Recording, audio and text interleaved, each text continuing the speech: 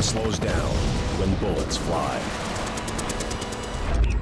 For a sniper, time is irrelevant when you're invisible. Inches can take hours, and kill shots, days. Surrounded by the enemy, a level head is all you have to rely on. And if you're Carlos Hathcock, one of the best that's ever lived, extra bullets won't be needed. Because it only takes one. If you can make it out alive. Oh, I hear them sing, the angels carry me home.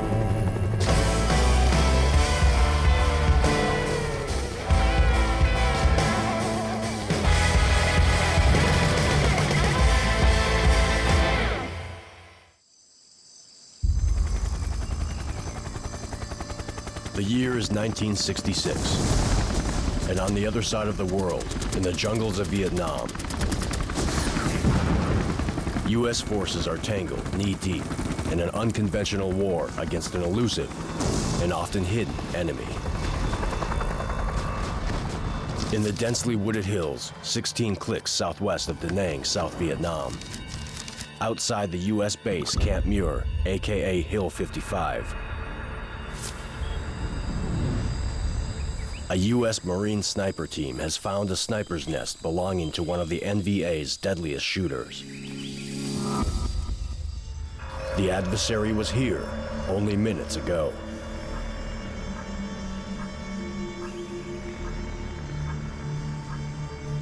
See anything? On the mission is spotter Corporal John Burke and gunnery sergeant and sniper Carlos Hathcock, known as Whitefeather to the Viet Cong. And the target has been waiting for them. You see that?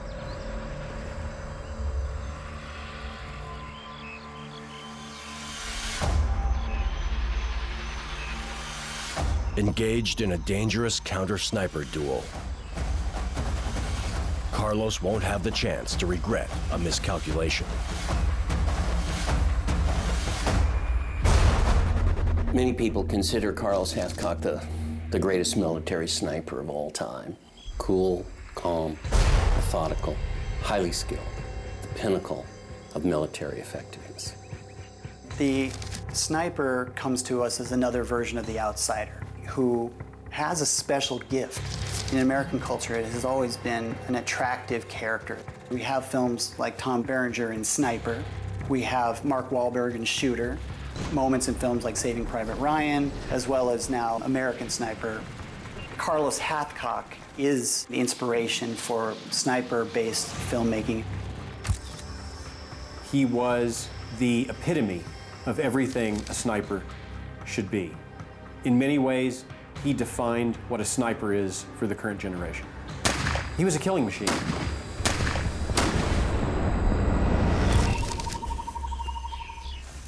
Hathcock and Burke set out on a mission outside Camp Muir to put a stop to killings that have been happening at the base.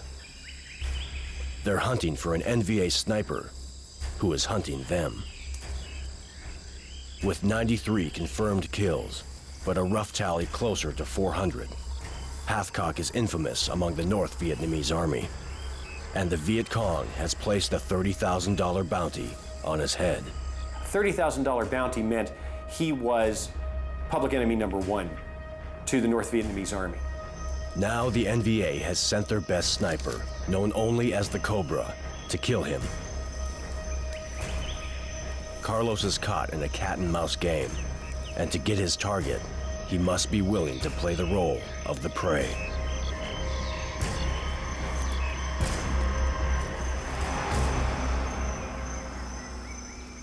Before he even came to Vietnam, Carlos was on the military's radar screen as an exceptional marksman. He had won the Wimbledon Cup in 1965, and that is no easy feat. That means he bested over 3,000 fellow marksmen at 1,000 yards with the .30-06 rifle. When Carlos was sent to Vietnam, he was assigned a special sniper scout unit. Hathcock quickly proved he was exceptional. Wherever he went, enemy bodies piled up, especially officers. The Viet Cong responds to Hathcock's success with snipers of their own. Carlos kills them all. But the most recent foe has taken a deadly toll on Hill 55. Cobra begins picking off American soldiers inside their exposed base, hoping to draw Hathcock into the open. Finally, Carlos can take it no longer. He gets his spotter, Burke, and off they go into the jungle. He knows he's being lured into the jungle by Cobra. That's exactly what Cobra wants. He wants to get Carlos. He wants to get the bounty that's on Carlos's head. But Carlos plans to get Cobra first. Cobra has been operating from a hilltop north of the base. Hathcock and Burke are making their way to a nearby creek bed spotted on the map, which could serve as a vital link to Cobra's whereabouts.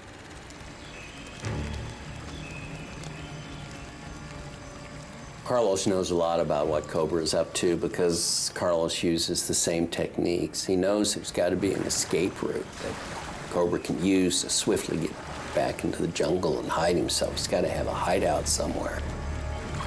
They see how Cobra has moved along a stream bed, and they find footprints, telltale sign that this is Cobra's escape route. Carlos has mixed emotions about this. On the one hand, it could be a lucky discovery. On the other hand, he, as a sniper himself, has to think, is this a trap? Why would Cobra, who is incredibly good at his job, leave such an obvious clue unless he's trying to lure me into the range of his bullet? We were working our way along and I made a mistake. Stepped on a rotten log and it gave way on me.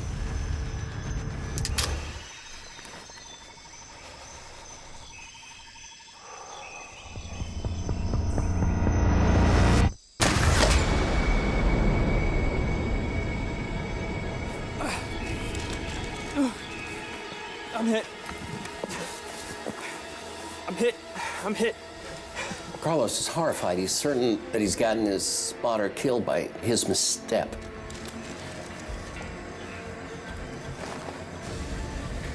You ain't hit. He just killed the devil out of your canteen. You gotta move. Come on. Miraculously, Burke is alive and unharmed, thanks to his canteen. But can a canteen really stop a bullet? Or did Cobra miss his mark? We've brought in two-time national champion shooter, Tori Nonaka, to find out how a U.S. Army canteen stands up to a sniper's bullet. We know water slows down bullets, so we wanted to see, could a canteen really save someone's life? The North Vietnamese snipers usually carried the Mosin Nagant 1891-30, a slightly less accurate rifle compared to the 30-06. Head on, the bullet shreds both the canteen and the abdomen of our dummy. It's more likely that Cobra mistook the canteen as the outline of the body. Meaning Burke was lucky and turned away before the shot.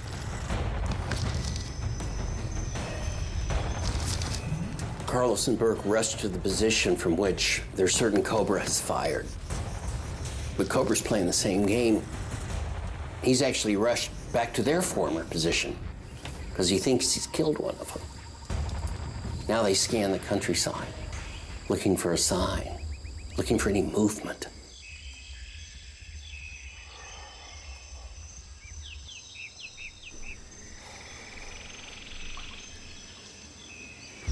You see that? Suddenly, Carlos sees a glint of light. Is it just broken glass? Is it a fluttering bird? Or is it Cobra's sniper scope? Carlos has to make a split-second decision. It means the difference between life and death. Has he seen what he thinks he's seen? If he's wrong and takes a shot, he's revealed his position.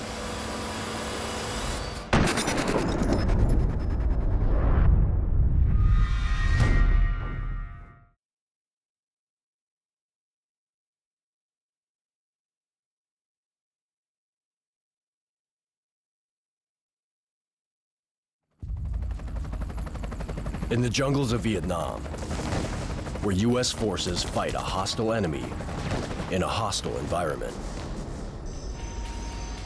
American sniper Carlos Hathcock is on a mission to eliminate an NVA sniper known only as the Cobra.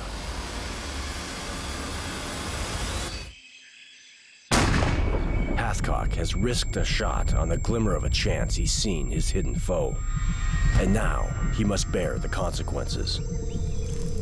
Hathcock and Burke make their way up the hill cautiously. They're hoping to find Cobra's body. They could just as easily find a bullet instead.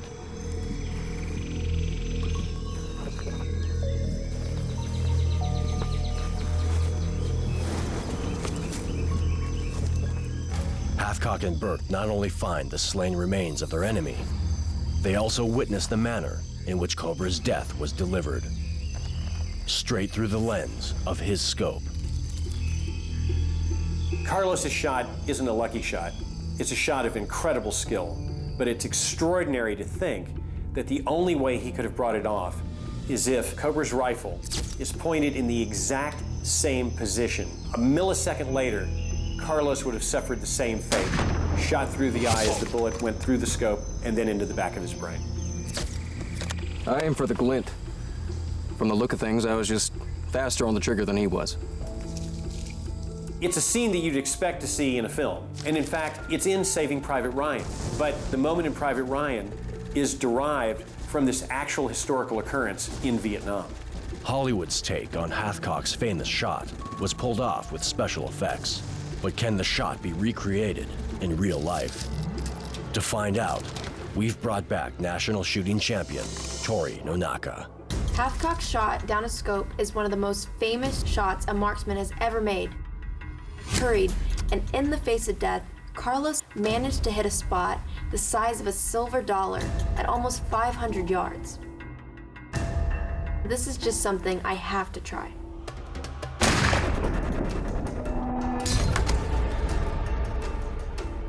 This is such a challenging shot at 40 yards, and I can't believe Hathcock was able to make this at 10 times this distance. With Cobra dead, Hathcock will move on to new missions.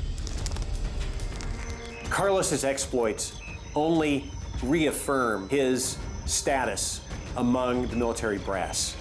Reports come in repeatedly of him alone in the jungle for days on end in extremely difficult physical conditions and always achieving his target. He then becomes command's go-to guy for seemingly impossible missions. In a pivotal phase of the war, Army intelligence uncovers the location of a top North Vietnamese general hiding in Laos. Using troops or an air assault to take him out across the border would violate neutrality, but sending a lone, unidentifiable assassin could be plausibly deniable if captured. Military intelligence reports that an important North Vietnamese general has taken up headquarters at an old rubber plantation. The field around the plantation is 1.5 miles wide. No way that you can get a long-distance shot that's going to be effective. So you're going to have to get in close. Of course, this has to be a volunteer mission. It's just simply too risky. It's almost suicidal. Carlos doesn't hesitate naturally. He takes it on. The plan is to airdrop Carlos several miles from the location, where he's out of sight and earshot. Then it will be up to him to inch his way close enough to the plantation house to take out the general. After the insertion, I took the white feather out of my hat, stuck leaves and sticks anywhere in my uniform they'd fit, filled my canteen, and started crawling.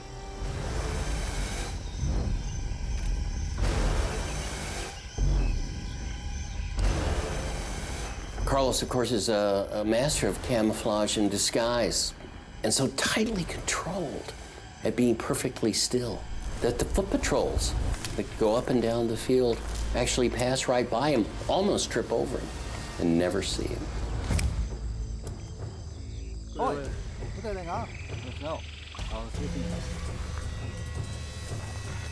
We're used to seeing instances on film of people stalking other people.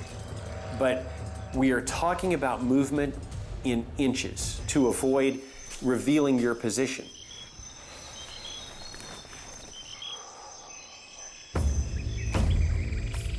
Combine that with the heat. You've got one canteen of water, the insects, the vipers who are slithering around in Southeast Asia. You are literally living on the land. And you have nowhere to go until that objective is reached or you are discovered and killed. After crawling for 3 days, Carlos is approximately 800 yards from the general's quarters when he catches the first glimpse of his quarry. He hears the sound of the general's car approaching the plantation.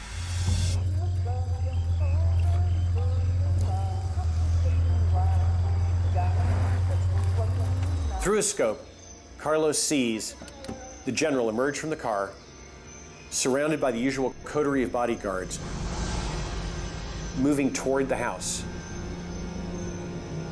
It's just a complete block of people. Then suddenly, the general steps clear for a split second.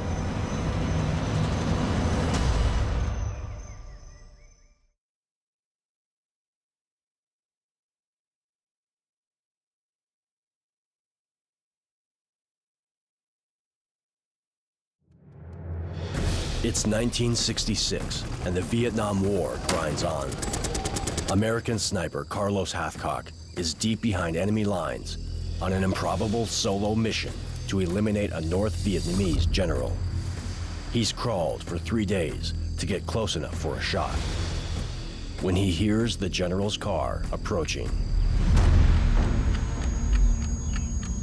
I saw the doors open up, him get out, and this guy started walking in front of him. Carlos is trained on those crosshairs. He can see the general moving behind this phalanx of men. His condition is so bad, he's wondering, will he be able to make the shot once he gets the chance? I call it getting into my bubble when I'm about to shoot. I just focus, block everything out.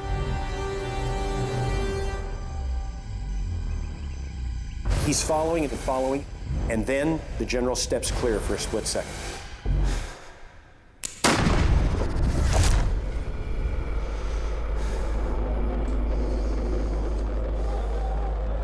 There's no chance for Carlos to savor that moment of victory. Now he has a much more difficult task, and that is to escape from certain death at the hands of the NVA guards who are now alerted to his presence by the fact that he's killed the general. Carlos must crawl 1,000 yards to reach the cover of the tree line. If he's detected before reaching the jungle, he'll be easy pickings for the NVA soldiers.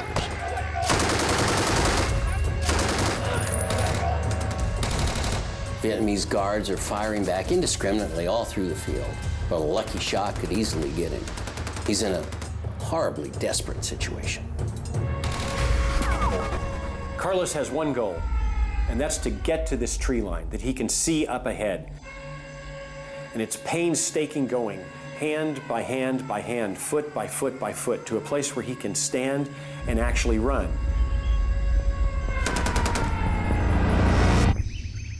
Hours later, Carlos reaches the tree line that will provide him cover from the pursuing Vietnamese. But the crawl back has been even more exhausting than the crawl in. He finds he can barely stand up, and he's got a 3-mile race to the pickup point. And this is after spending 2 days in an almost entirely prone position, so his body has now got to find its rhythms again. Carlos wills his legs into motion and staggers through the thick jungle to his extraction point. The lone soldier on a daring mission, now pursued by the enemy. And he must now call on a reserve of physical strength that will get him to that waiting chopper.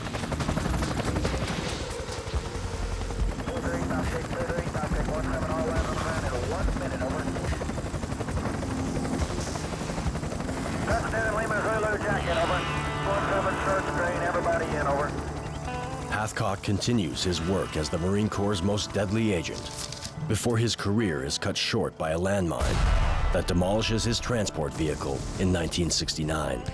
But the severe burns he suffers leave him unable to shoot reliably. He becomes an instructor for other snipers. He helps to institutionalize the art of marksmanship and sniping. He's become a legend, not just in the Marines, throughout all of the United States military. A distinction that would inspire others to become military snipers and the subject of many films. So Chris Kyle, one of the most decorated snipers of all time in American history, credits Carlos Hathcock for being his inspiration to become what he became. Also, the inspiration for American Sniper, you have an individual who has an incredible skill where he is able to benefit the Corps that he's working with. The memory of the Vietnam War for many years was put aside. Americans wanted to forget it. But America never forgot Carlos Hathcock. Farewell, my love. Today, Carlos's legacy is remembered in the Hathcock Award, an award given for exceptional service not only in the military but also among police officers. Resting with the angels, they'll carry me to you. His determination to sacrifice himself, if need be, to save the lives of his colleagues. All of these combine to leave behind the legend of the man who perhaps was America's greatest sniper. Oh, I hear them sing, the angels will carry me home. Thanks for watching. If you'd like to help us produce more compelling historical content like this, please like, comment below, and share this video with fellow history buffs. And of course, be sure to subscribe to help keep history happening.